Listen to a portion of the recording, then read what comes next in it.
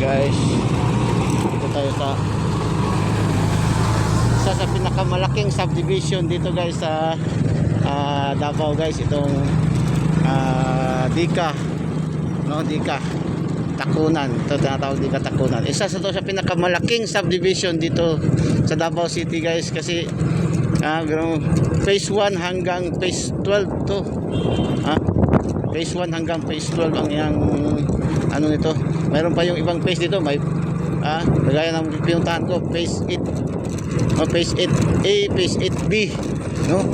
So ito sa pinakamalaking subdivision dito. Kahit tulad to sa guys doon sa yung subdivision na tinirahan namin doon sa San Jose del Monte, Bulacan, yung Palmera Northwind City. No, pare-pareho to sila kalaki guys. Pare-pareho kalaki sa Palmera Northwind City doon sa San Jose del Monte, Bulacan. Itong subdivision dito guys sa Davao, ito yung Dika Takunan. Natawag ng Dika Takunan. Dito bandang side guys, maganda ang tanawin dito guys, kasi dito matatanaw mo yung paanan ng Mount Apo guys. Yan dyan, oh, yan, Mount Apo. Kung bahay mo kagaya dyan, makikita sa kanila. Yan, kung nandun ka sa terrace taas, tanaw mo ang Mount Apo guys. Yan, Mount Apo. Makikita mo diri ang Mount Apo. Malaki masyado ito na subdivision guys. Dika Takunan. Yan.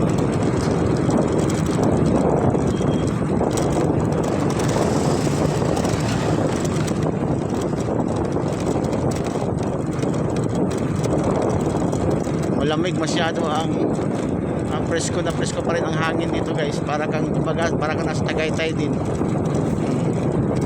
Hindi na kailangan na magabi, tiling araw, hindi na kailangan masyado ang aircon.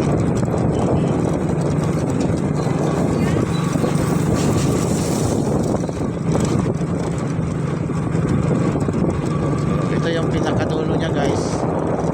Ito yung pinakadulo guys.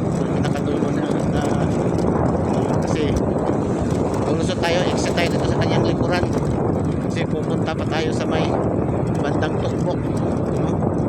Bandang Tukbok ito. So yung kanyang end, so tulay. So pagdating dyan, Tukbok district na yan dyan guys.